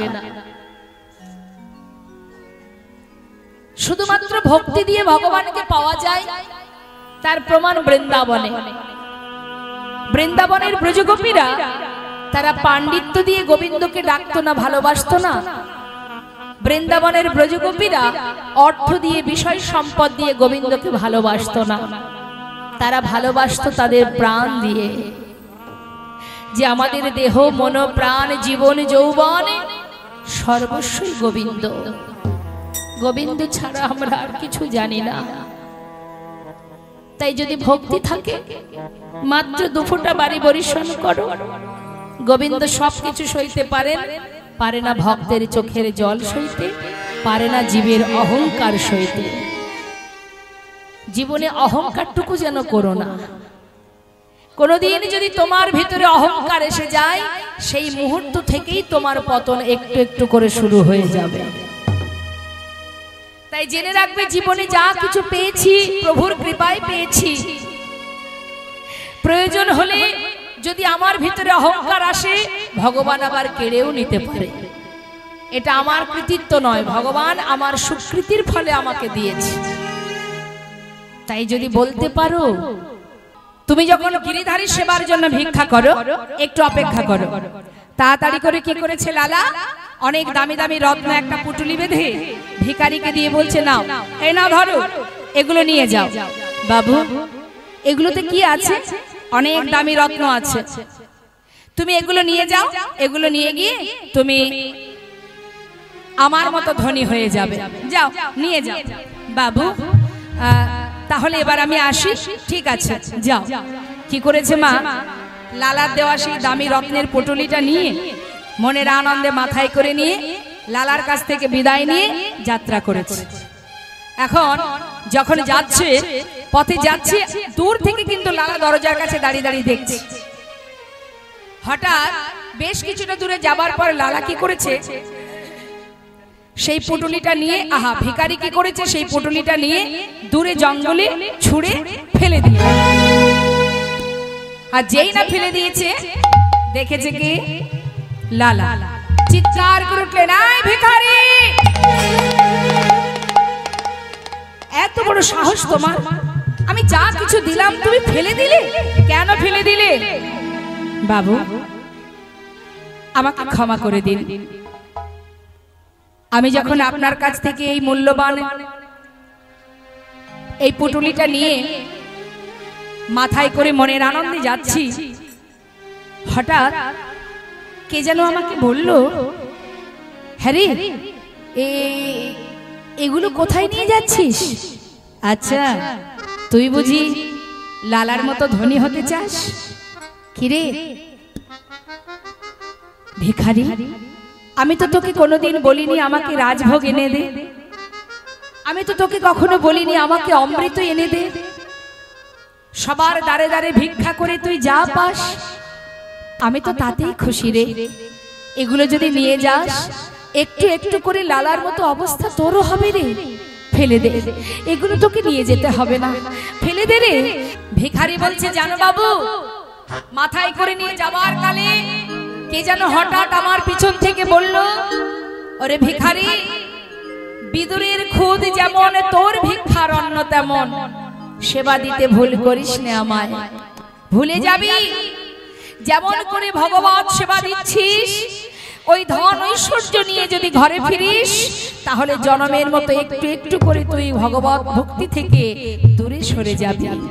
ফিরে আয়, ফিরে আয়, ওই মোহ ঘুমে ঘুমিয়ে থাকিস না, ওই মোহ ধন ঐশ্বর্যের মধ্যে ডুবে থাকিস না। বিদুরের খুদ যেমন তোর ভিক্ষার অন্ন তেমন। বিদুরের ঘরে শাকন্য সেবা করেছিলেন ভগবান। দুর্যোধন বলেছিলেন, মহাভারতের কথা মা, দুর্যোধন বলেছিলেন যে সখা তুমি এসো, তোমাকে রাজভোগ খাওয়াবো। ভগবান বলেছিলেন, শোনো দুর্যোধন, আমি যদি সেবাই করব, তোমার ঘরে করব না, করব আমি দাসীপুত্র বিদুরের ঘরে। তাহলে বিদুর ছিল দরিদ্র, বিদুর ছিল দাসীপুত্র, সেই বিদুরের ঘরে ভগবান সেবা করেছিলেন, খুদ অন্ন সেবা করেছিলেন। এখান থেকে আমাদের একটা কথা ভাবতে হবে মা, যে ভগবানকে রাজভোগ দিতে হয় না, তিনি অমৃত ক্ষীর ননি মাখন চান না। তিনি যদি ভক্তি ভরে সেবা দেন, বিদুরের স্ত্রী একটি কলা সেবা দিতে গিয়ে খোসাটা দিয়েছিলেন, শ্বাসটা ফেলে দিয়ে, শ্বাস ফেলে দিয়ে খোসা দিয়েছিলেন। গোবিন্দ কিন্তু মা সেটাই সেবা করেছিলেন। কেন বলুন তো? তার মধ্যে প্রেম ছিল, ভক্তি ছিল। বাবা, আপনি যদি ভালোবেসে ভগবানকে সেবা দেন, যেটাই দেবেন তিনি তাতেই সন্তুষ্ট। যদি তাতে ভক্তি থাকে, যদি ভালোবাসা থাকে। তা মাগো, রাম অবতারের কথা একটু বলি। প্রভু রামচন্দ্রের যখন সীতাকে উদ্ধার করতে যান, সেই সময় শবরী জঙ্গলের মধ্যে একটি কুটির তৈরি করে সকলের ঘৃণিতা অবহেলিতা ছিলেন তিনি। সেই শবরী প্রভু রামচন্দ্রকে খাওয়াবে বলে জঙ্গল থেকে কুল পেড়ে সেই কুল নিজে মুখে খেয়ে দেখতো আগে, সেটা টক না মিষ্টি। যে কুলটা মিষ্টি লাগতো সেটা অর্ধেক খেয়েছে, আর অর্ধেক এঁঠো কুলটা গুছিয়ে রাখতো। এঠো তো নিজে অর্ধেক খাওয়া মানে এঠো হয়ে গেল। সেই এঠো কুলটা গুছিয়ে রাখতো কেন না, যেদিন রাম আসবে সেদিন রামকে খাওয়াবো। নেতায় গৌর হরি বল। আমার রাম খাবে, রামকে কি খেতে দেব? রাম যখন আমার ঘরে আসবে কতটা ভালোবাসা দেখুন। বন থেকে ফুল তুলে পাপড়িগুলো ছড়িয়ে ছড়িয়ে রাখতেন কেন? রাম যখন আমার ঘরে আসবে যদি তার পায়ে ব্যথা লাগে হয়তো সে আর আসবে না, যদি কষ্ট পায় সে যদি আর না আসে, তাই সেই দুঃখে বন থেকে ফুল তুলে ফুল ছড়িয়ে রাখতো। রাম যখন আসবে তার চরণে যেন ব্যথা না লাগে। তাই প্রভু রামচন্দ্র যেদিন এসেছিলেন মা শবরীর কুঠিরে, সেই দিন এসে শবরীর সেই এঁঠো ফুল সেবা করেছিলেন। কিচ্ছু চাই না, শুধু ভক্তি ভরে ভালোবাসো। মন থেকে হিংসাকে দূরীভূত করো, মন থেকে অহংকার দূরীভূত করো, মন থেকে দম্ভকে দূরীভূত করো। যত রকমের আছে আবর্জনা, লোভ লালসা কামনা বাসনা সর্বস্বকে যদি তুমি দূর করে দিতে পারো, তবেই তুমি দেখবে তোমার হৃদয় মাঝে করুণাময় গোবিন্দ বিরাজ করছে। তাই আজ ভিখারি বলছে, বাবু দাঁড়ে দাঁড়ে ভিক্ষা করে যা পাই তাতেই আমার গিরিধারী সন্তুষ্ট।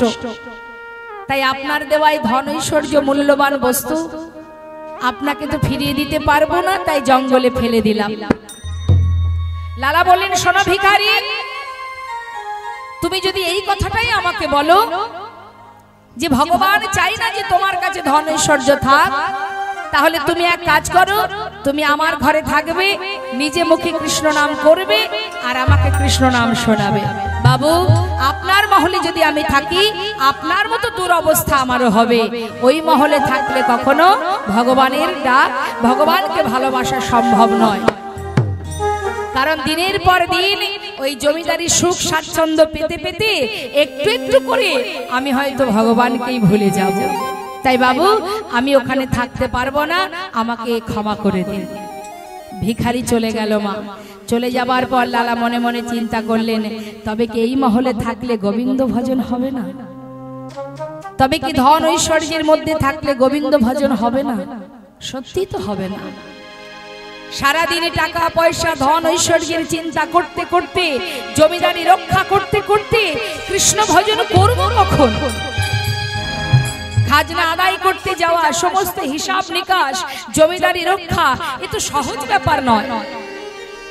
এত চিন্তার মধ্যে দিয়ে কখন হবে কৃষ্ণ ভজন? হবে না, এখানে থাকলে হবে না। বড় চিন্তায় লালা, আমি কি করব? দেখতে দেখতে তো গোনাদিন ফুরিয়ে যাচ্ছে, সময় তো শেষ, আর তো বেশি সময় নেই। এখন আমার কি করা উচিত? চিন্তা করছে লালা। তার মানে মা শিক্ষা পাচ্ছে কোথা থেকে? এক ভিখারির কাছ থেকে, তাই তো? এক ভিখারির কাছ থেকে যখন তার চৈতন্য হলো, চেতনা হলো, আর এটা নিয়ে কিন্তু সে সর্বক্ষণ চিন্তা করছে। হরে কৃষ্ণ। সারাক্ষণ মাথার মধ্যে চিন্তা যে আমি কি করব, কোনটা করা উচিত আমার। হঠাৎ একদিন কি হলো না, তিনি পালকি চেপে যাচ্ছেন খাজনা আদায় করতে। গোটা রাজ্য পরিদর্শন করে প্রজাবর্গকে দেখে তাদের কাছ থেকে খাজনা আদায় করে এবার ঘরে ফিরছে। সারাদিন খাজনা আদায় করবার পর বেলি অবসানকালে লালা যখন ঘরে ফিরছে বাবা, ঠিক সেই সময় এক রজক কন্যা, ধোপার মেয়ে, যারা কাপড় কাচে তাদের কি বলে মা? জয়নিতা, যারা কাপড় কাচে তাদের কি বলে? ধোপা। ধোপার মেয়ে চিৎকার করে তার পিতাকে বলছে, বাবু গো, বাবু গো, বেলা যায় বাসনায় আগুনি দাও, বাবু গো, বেলা যায় বাসনায় আগুনি দাও।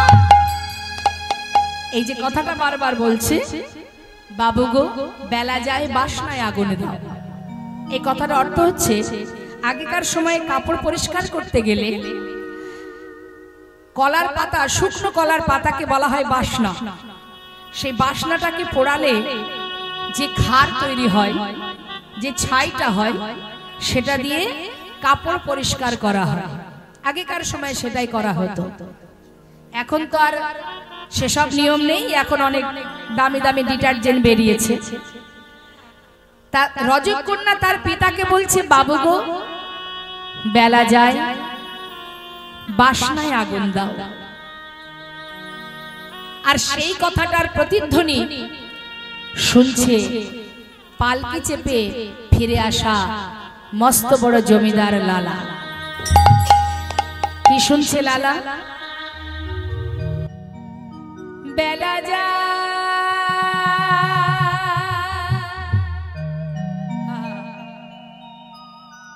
বেলা যায়, বেলা যায়, বেলা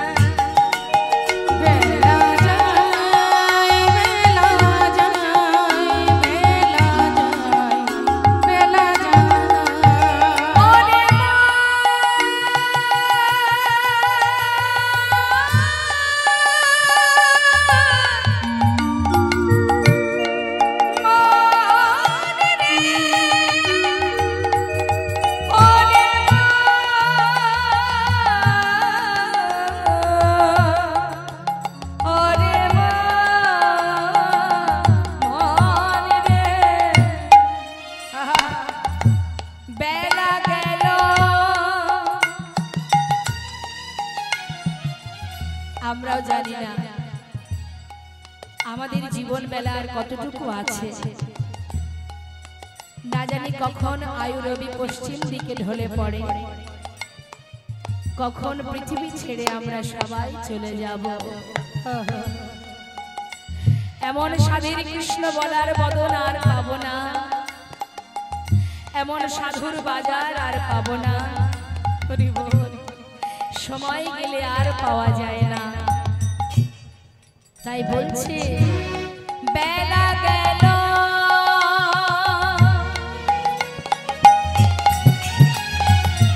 সন্ধ্যা হলো, বেলা গেল, সন্ধ্যা হলো, ওই বেলা গেল,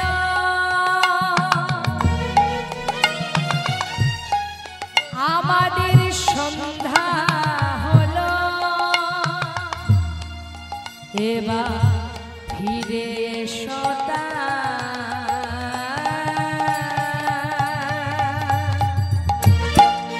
বেলা যায়, বেলা যায়, বেলা যায়, বেলা যায়,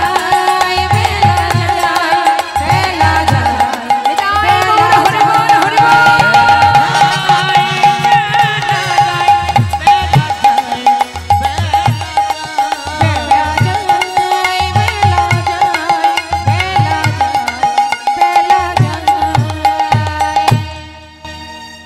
লালা ছিল মা পালকিতে। যেই না প্রতিধ্বনি শুনেছে বেলা যায়, বেলা যায়, বাসনায় আগুনে দাও, বাসনায় আগুনে দাও, শোনা মাত্রই পালকি থেকে নেমে ছুটতে ছুটতে সেই রজকন্যার কাছে গিয়ে তার কাছে গিয়ে জিজ্ঞাসা করছে, মা তুই যেন কি বললি, আর একবার বল, বল না মা, আর একটা বার বল, তুই কি বললি? আমি যেন কি শুনলাম। বাবু, আমি তো আপনাকে কিছু বলিনি, আমি আমার পিতাকে বলেছি বেলা যায় বাসনায় আগুনে দাও। না রে মা, আমি যে অন্য কিছু শুনলাম, আমি যে অন্য কিছু শুনেছি রে। তুই যেন বারবার আমায় বললি, বাবু গো, বেলা যায় বাসনায় আগুনে দাও, বাসনায় আগুনে দাও, বাসনায় আগুনে দাও। ঠিকই বলেছিস তুই মা, ঠিকই বলেছিস। আর কতদিন কামনা বাসনা নিয়ে আর কতদিন থাকবো আমি? আমার যে গোটা দিন ফুরিয়ে যায় মা। আজ তুই আমাকে উচিত শিক্ষা দিলি মা, উপযুক্ত শিক্ষা দিলি, আমার চেতনা ফিরিয়ে দিলি। আমি যে সর্বদাই বিষয় সম্পদের মধ্যে ডুবেছিলাম, আজ যে তুই আমার প্রকৃত জ্ঞানের আলো দেখালি মা। ঠিকই বলেছিস, আর নয়, আর কামনা বেসনা নয়, আর ধন ঐশ্বর্য বিষয় সম্পদ নয়। এবার আমি আমার আপন ঘরে ফিরে যাব মা, নিজের ঘরে ফিরে যাব মানে। পালকিতে উঠে ঘরে ফিরে তার কন্যা সুমতিকে বলছে, সুমতি, সারা গায়ে কৃষ্ণ নাম লিখে দে মা, লিখে দে। বাবা, কি হয়েছে তোমার? হঠাৎ তুমি এমন কথা কেন বলছো? সারা গায়ে কৃষ্ণ নাম লিখে দেব কেন? কি হয়েছে আমায় বলবে বাবা? কিছু নয় মা, এতদিন তো তোদের কাছে ছিলাম, তোদের ভালো মন্দ দেখেছি, তোরা কিসে ভালো থাকবি, সুখে থাকবি, শান্তিতে থাকবি, তোদের চিন্তা করতে করতে আমার যে গোনা দিন ফুরিয়ে যেতে বসেছে মা। এবার আমাকে আমার ঘরে যেতে দে, এবার আমাকে আমার ঘরে যেতে দে মা, আমার আপন জনের কাছে যেতে দে, আমি এবার চলে যাই। বাবা, কি হলো তোমার? বেশ তো তুমি খাজনা আদায় করতে গিয়েছিলে, হঠাৎ করে এমন পাগলের নেই, কি হলো তোমার বাবা? সারা গায়ে কৃষ্ণ নাম লিখে তুমি কোথায় যেতে চাও বাবা? আমাকে বলো না। মা, শুনবি, আমি কোথায় যাব জানিস? সর্বস্ব রইল তোদের কাছে, আমি এবার যাই মা, যাব রে,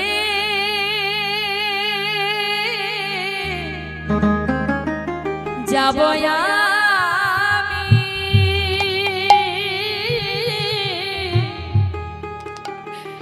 কৃষ্ণ ভজনে,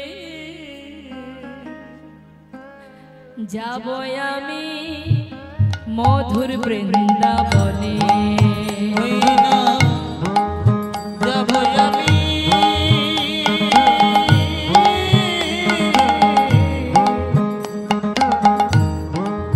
যাব আমি মধুর বৃন্দাবনে, রইল সাধের জমিদারি, রইল এ ঘর বাড়ি,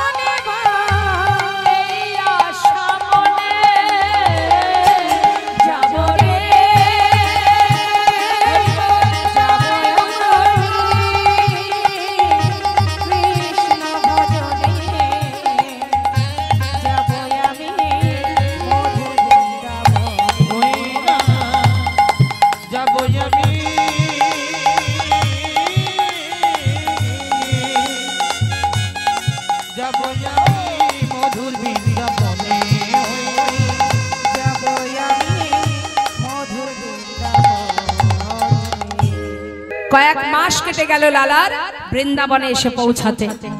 যখন বৃন্দাবনে এসে পৌঁছালো তখন অন্ধকার হয়ে গেল। তাই লালা কি করলেন, গোবিন্দ কুণ্ডের পাড়ে কোন রকমে রাতটা কাটিয়েছে। বালুর আশিতে কোন রকমে রাতটা পার করবার পর সকাল হতে না হতেই দেখছে বৃন্দাবনের ব্রজমাইরা মাথায় করে ডালা সাজিয়ে সবাই লাইন দিয়ে যাচ্ছে, সারি সারি যাচ্ছে। এখন লালা কি করেছে মা, সে আছে কোথায় বললাম, গোবিন্দ কুণ্ডের পাড়ে। সেখান থেকে চিৎকার করে জিজ্ঞাসা করছে লালা, ও ব্রজবাসী, ও ব্রজবাসী, ও ব্রজবাসী, তোমরা সবাই কোথায় যাচ্ছ গো? হ্যাঁ আমি নতুন, আমি কিছু চিনিও না, কিছু জানি না, একটু বলো না তোমরা। বাকে বিহারীর ভোগ দিতে? আচ্ছা, আমি তো সেই মন্দির কোথায় জানি না, তো তোমাদের সঙ্গে আমাকে একটু নিয়ে যাবে? নিশ্চয়ই নিয়ে যাব, তা চলো আমাদের সঙ্গে চলো। শোনো, আমরা যে নাম গাইতে গাইতে যাব, তুমি আমাদের পাঁচু পাঁচু সেই নাম গাইতে গাইতে আসবে, কেমন? বেশ বেশ, তাই হবে।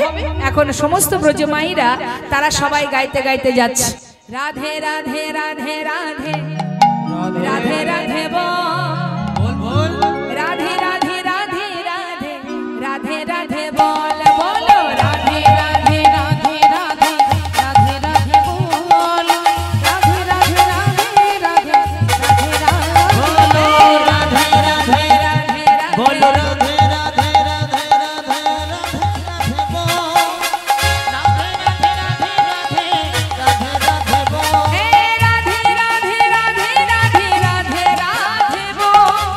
রাধে রাধে রাধে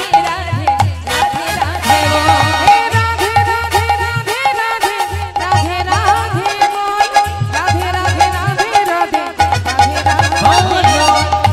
পিছনে যাচ্ছে কে? লালা। সে কি গাইতে গাইতে যাচ্ছে, কৃষ্ণ কৃষ্ণ কৃষ্ণ কৃষ্ণ কৃষ্ণ কৃষ্ণ কৃষ্ণ কৃষ্ণ কৃষ্ণ কৃষ্ণ কৃষ্ণ কৃষ্ণ বলো কৃষ্ণ কৃষ্ণ, বলো কৃষ্ণ কৃষ্ণ কৃষ্ণ কৃষ্ণ কৃষ্ণ কৃষ্ণ বল, কৃষ্ণ কৃষ্ণ কৃষ্ণ কৃষ্ণ কৃষ্ণ কৃষ্ণ বল, কৃষ্ণ কৃষ্ণ কৃষ্ণ কৃষ্ণ কৃষ্ণ কৃষ্ণ কৃষ্ণ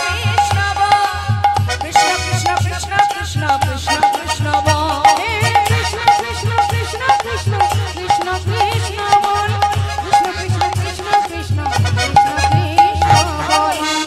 বন্ধ করো, কেন? বন্ধ করো, হবে না, কি হবে না? এ নাম হবে না, মানে বৃন্দাবনে নাম চলে না গো, কৃষ্ণ নাম চলে না গো, কৃষ্ণ নাম চলে না। সে কি কথা? না না না, হবে না। তোমরা রাধা নাম করছো, আমি কৃষ্ণ নাম করছি, দুজনের নামই তো হচ্ছে। হবে নি, নাম করতে হবে। কৃষ্ণ নাম বৃন্দাবনে গাওয়া যাবে না? না না, তাহলে একটা কাজ করি, তোমাদের কথাও থাক, আমার কথাও থাক, দুয়ে মিলে যদি আমরা সবাই মিলে একসঙ্গে গাই, কি গাইবেও? ব্রজবাসী, তোমাদের কথাও থাকবে, আমার কথাও থাকবে, দুয়ে মিলে কি গাইবো? রাধে কৃষ্ণ রাধে কৃষ্ণ রাধে কৃষ্ণ বল, রাধে কৃষ্ণ রাধে কৃষ্ণ রাধে কৃষ্ণ বল, রাধে কৃষ্ণ রাধে কৃষ্ণ রাধে কৃষ্ণ বল, রাধে কৃষ্ণ রাধে কৃষ্ণ রাধে কৃষ্ণ বল, রাধে কৃষ্ণ রাধে কৃষ্ণ রাধে কৃষ্ণ বল, রাধে কৃষ্ণ রাধে কৃষ্ণ রাধে কৃষ্ণ বল, বৃন্দাবন কি। আপনারা সবাই মিলে রাধে রাধে বা রাধে কৃষ্ণ বলবেন, হ্যাঁ? সবাই মিলে হাত তুলুন প্রত্যেকে, বাহ, উচ্চস্বরে জোরে জোরে বলবেন, কেমন? বৃন্দাবন কি, যমুনা মাই কি, রাধা কুণ্ড কি। হচ্ছে না, খাওয়া হয়নি না, আরেকটু জোর হবে গো, জোরে বলো। এমন বিড়বিড় করে বললে হবে না, উচ্চস্বরে বলতে হবে, আরেকটু জোরে, আমার বিশ্বাস আরেকটু জোর হবে। বাবারা সবাই মিলে একটু উচ্চস্বরে একটু জোরে জোরে বলবো, যেমন করে মেয়েদের বকেন না, আপনারা যদি এখন জোরে চিৎকার করে একটু তাড়া দেন না, আমি কিন্তু ঠক ঠক করে কাঁপবো, কিন্তু সেই কণ্ঠটা আজ পাচ্ছি না, আজ আমি শুনতে চাই সেই কণ্ঠটা, হ্যাঁ? উচ্চস্বরে হাত তুলে, বৃন্দাবন কি, যমুনা মাই কি। 12 আনা হয়ে গেছে, এখনো 4 আনা বাকি আছে, আরে একটু জোরে বৃন্দাবন কি, যমুনা মাই কি, রাধা কুণ্ড কি, শ্যাম কুণ্ড কি, গোবিন্দ কুণ্ড কি, বিলাস বন কি, মধুবন কি, নিধুবন কি, কেশী ঘাট কি, বংশী বন কি, মোহন বন কি, মাধবী বন কি, লৌহ বন কি, তাম্র বন কি, কমল বন কি, ভান্ডি বন কি, आगे पीछे दाहिने बाएं बोल बोल में ऊपर नीचे बोलो राधे राधे राधे राधे राधे राधे बोल राधे राधे राधे राधे राधे राधे बोल राधे राधे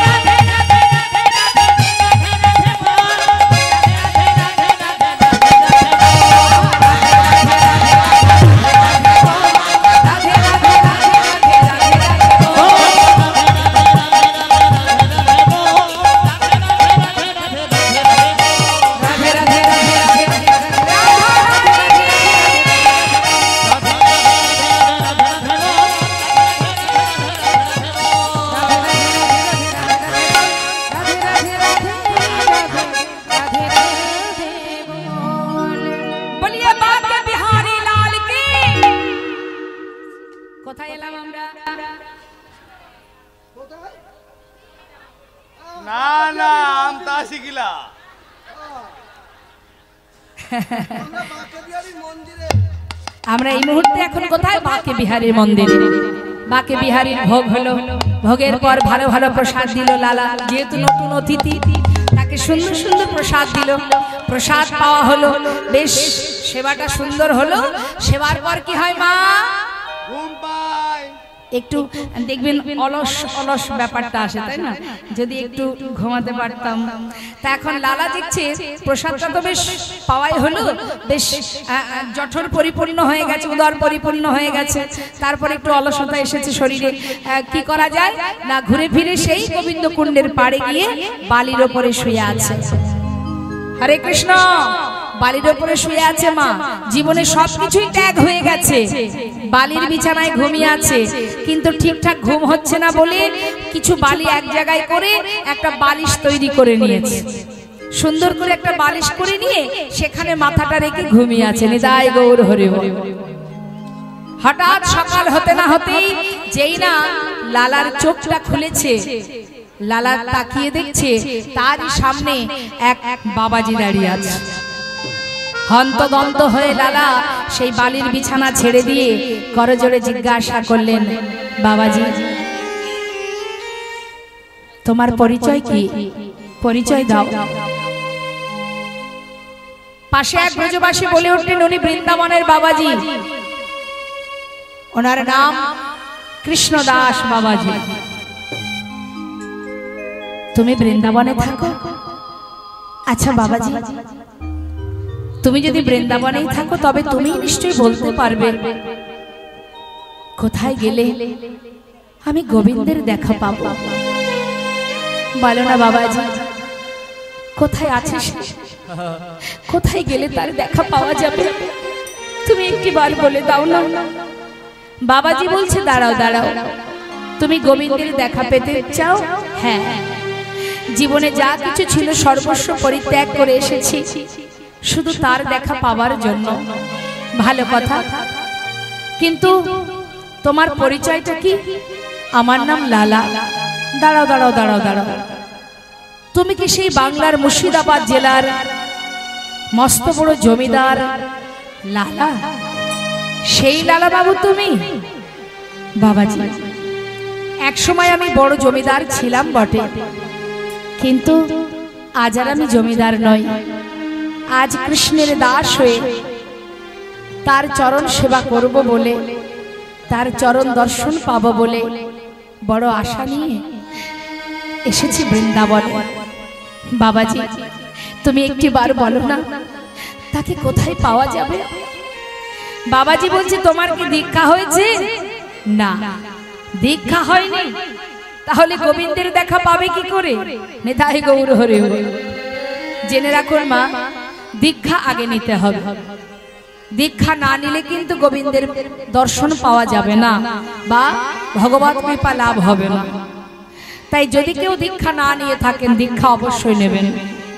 আশ্রয় করিয়া ভজে তারে কৃষ্ণ নাহিতা যে, আগে আশ্রয় করো তারপরে তো বিষয় পাবে। তা বললে যাও তুমি আগে দীক্ষা নাও, তারপরে তুমি গোবিন্দের কথা ভাববে। দীক্ষা কে দেবে বাবাজি? লালা আমি দেব, তবে দীক্ষারও একটা উপযুক্ত সময় আছে। হ্যাঁ, চরণটা জড়িয়ে ধরেছে বাবাজি, চিন্তা করছে এটাই আমার সুযোগ, যদি বাবাজির কাছ থেকে আমি মন্ত্র লাভ করতে পারি তবে তো আমার দীক্ষা পাওয়া হবে। সাধুর চরণ ধরি কয় লালা কৃপা করি, চরণ ধরি কয় লালা কৃপা করি, সাধুর চরণ ধরি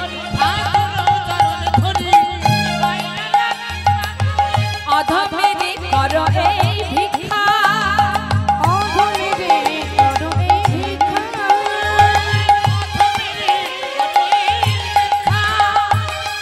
অবিষ্ট ধন পাইবারে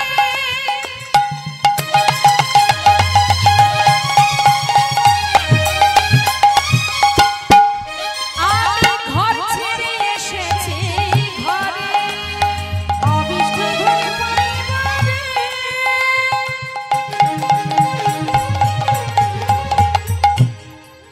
আমি ঘর ছেড়ে এসেছি ঘরে, অবিষ্ট ধন পাইবারে ঘর ছেড়ে এসেছি ঘরে, অবিষ্ট ধন পাইবারে ঘর ছেড়ে এসেছি ঘরে, ফিরিব না কৃপা করে দাও মরে দি, ফিরিব না কৃপা করে দাও মরে দি, কৃপা করে দাও মরে দি, ফিরিব না কৃপা করে দাও মরে দি। ঘর ছেড়ে এসেছি ঘরে, ঘর ছেড়ে এসেছি আমি ঘর ছেড়ে এসেছি ঘরে, ঘর ছেড়ে এসেছি ঘরে, অবিষ্ট ধন পাইবারে ঘর ছেড়ে এসেছি ঘরে, অবিষ্ট ধন পাইবারে ঘর ছেড়ে এসেছি ঘরে, ফিরিব না কৃপা করে দাও মরে দি, ফিরিব না কৃপা করে দাও মরে দি। সাধু চরণটা জড়িয়ে ধরে বলছে তুমি আমায় দীক্ষা দাও, তোমাকে আর আমি ছাড়বো না। সাধু বললেন এখনো তোমার সময় হয়নি, সময় হলে তবে দীক্ষা দিয়ে যাব। নিতাই গৌর হরি বল হরি বল। সময় থাকতে হবে, সময় উপযুক্ত সময় না হলে মন্ত্র দেওয়া যাবে না। যখন তোমার সময় হবে আমি দীক্ষা দিয়ে যাব। তবে হ্যাঁ, মন্দিরে মন্দিরে প্রসাদ পাবে, আর এই গোবিন্দ কুণ্ডের পাড়ে সুন্দর করে বালিশ তৈরি করে ঘুমাবে। এইভাবে দিন কাটালে কি আর ভগবত কৃপা লাভ হবে? কর্ম করো, ভগবানের চরণে কর্ম করো। যদি তুমি বৃন্দাবনে এসে কর্ম করতে না পারো, আর যদি তুমি এই মন্দিরে মন্দিরে প্রসাদ পেয়ে আর এই গোবিন্দ কুণ্ডের পাড়ে ঘুমিয়ে থাকো, তাহলে তার কৃপা হবে না, তাই না? তাই আগে কর্ম করতে হবে। গোবিন্দ সেবার পরে কর্ম করো। কি করতে হবে? পারবে? যা বলবো করতে পারবে? পারবো। বাবাজি তুমি যা বলবে আমি সেই কর্ম করতে রাজি। তাহলে শোনো লালা, তুমি মস্ত বড় জমিদার ছিলে, তাই আজ তোমার কর্ম এটাই। কি কর্ম? ধরো ধরো লালা ভিক্ষার ঝুলি কাঁধে, ধরো ধরো লালা ভিক্ষার ঝুলি কাঁধে। বাবা যারা দেখবেন একটু দান ধ্যান করে তাদের ভিতরে অহংকার আসে, যারা অনেক টাকা পয়সার মালিক হয় তাদের ভিতরেও অহংকার আসে। তাই বাবাজি বলছে তোমার প্রথম কাজ হবে কি? দাঁড়ে দাঁড়ে ভিক্ষা করা, তবেই তোমার অহংকার দূর হবে। নাও ধরো ধরো ধরো লালা ভিক্ষার ঝুলি কাঁধে, তুমি ধরো ধরো লালা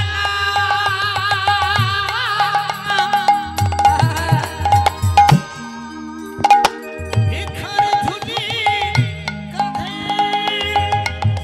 তুমি ঘুরে এসো দাঁড়ে ধরো ধরো লালা ভিক্ষার ঝুলি কাঁধে, ঘুরে এসো দাঁড়ে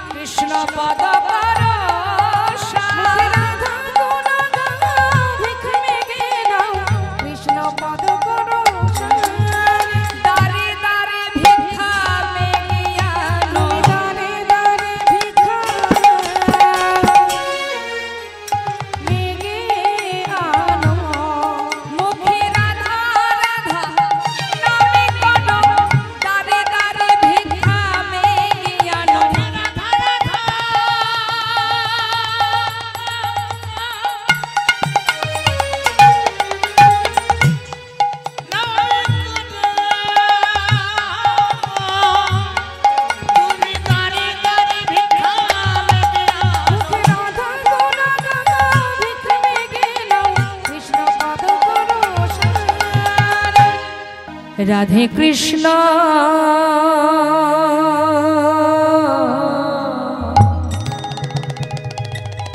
রাধে কৃষ্ণ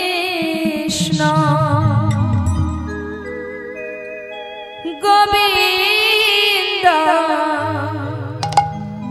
গোপাল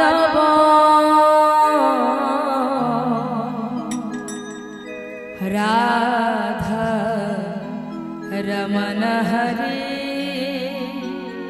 হরে হরে রাধে কৃষ্ণ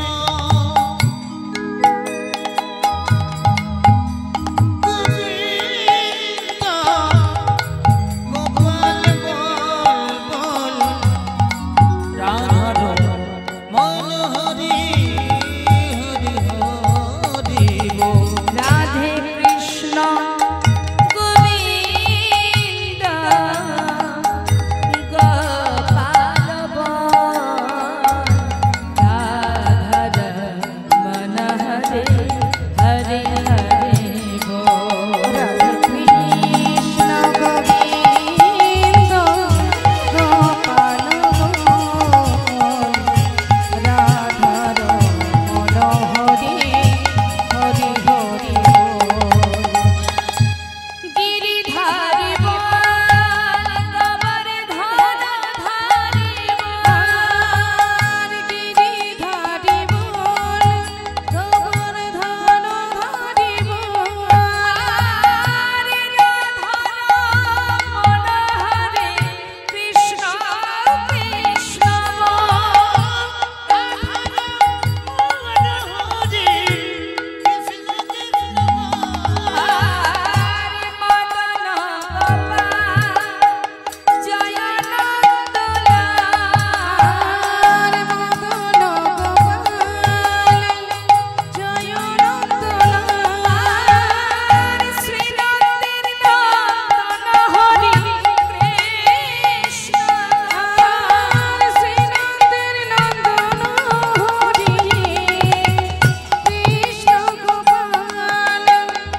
তুমি রাধা না জগতের না তুমি রাধা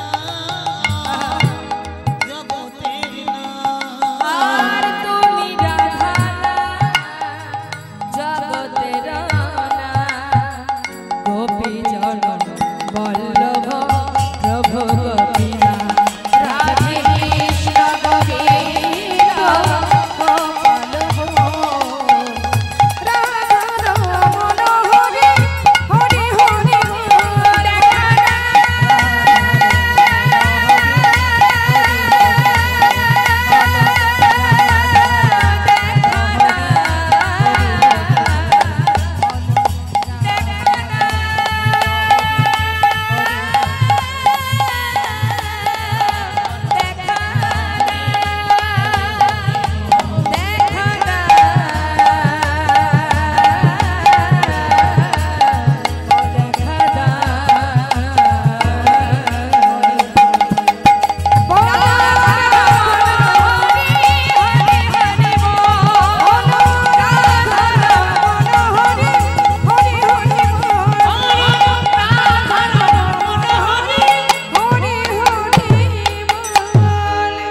দেরি না করে লালা ছুটতে ছুটতে যাচ্ছে কোথায়?